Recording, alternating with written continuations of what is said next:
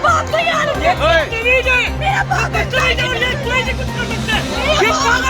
मेरा बाप anxiety patient है, फीवर प्रॉब्लम है। अगर उससे कुछ हो गया, ये कुछ भी नहीं पहुंचाऊंगा, ये तो फ्रॉड है, ये वीडियो बनाने लगे, वीडियो भेजोगे नहीं, ये हकीकत बात है। ये अगर तुम वीडियो भेज दो तो तुम ये राइट है, इंडिया को क्या बिजनेस कंट्री बना दिया, हमारे राइट चिंताम से। जैसा साइड के जज को मेरा संदेशा भेज दो। अभी आपने जो वीडियो देखा वो मेरठ की सेंट्रल मार्केट में धरनारत एक पिता की बेटी का है। दरअसल धरने के दौरान उनकी तबीयत बिगड़ गई थी, इस कारण बेटी का गुस्सा फूट पड़ा।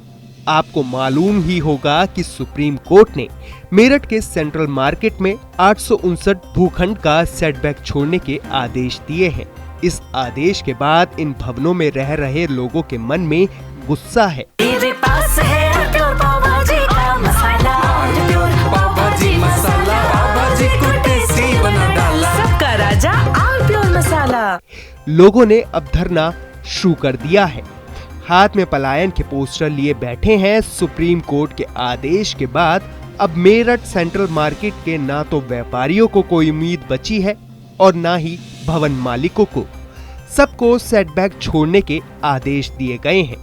इस आदेश के बाद से व्यापारी ही नहीं, अब भवन मालिकों के माथे पर भी चिंता की लकीरें देखी जा सकती हैं।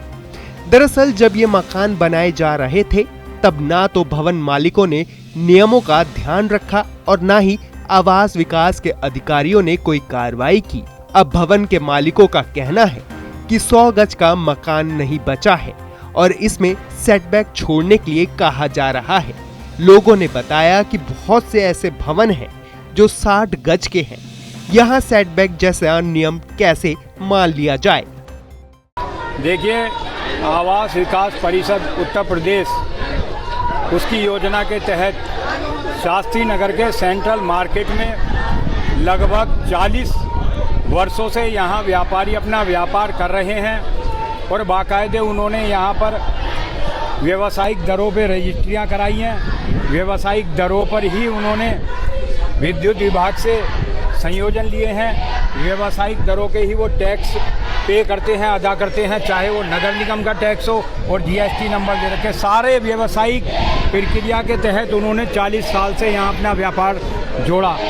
लेकिन दुर्भाग्य से अब एक आवास विकास का और इनके विवाद के बीच आवास विकास ने भ्रष्टाचार के तहत यहाँ 40 साल से 3 मंजिल 4 मंजिल इमारतें खड़ी करा दी और उनके एकाएक आदेश आने से, माननीय न्यायालय के आदेश आने से उनके भविष्य के ऊपर गहरा संकट आ गया है। उनके परिवार के सामने, उनके जीवन का सामने अंधेरा व्याप्त हो गया। मैं आपको एक बात बताना चाहता हूँ, ये इतनी बड़ी संख्या है कि विश्व के 12 देशों, विश्व के छोटे 12 देशों को मिलाकर इतनी जनसंख्या बनती है।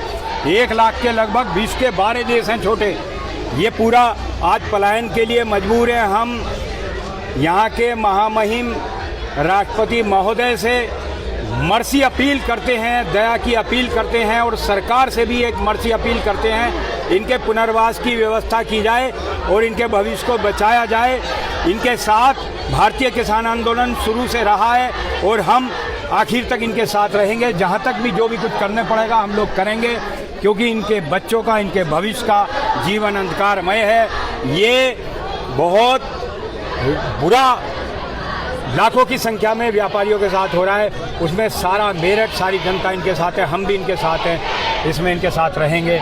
जो भी इनके लिए कार्य हमें करना पड़ेगा हम करेंगे, आंदोलन करेंगे। आप इस पूरे मसले पर क्या सोचते हैं? कमेंट सेक्शन में जरूर बताएं। TV9 के लिए अनमोल शर्मा की ये रिपोर्ट।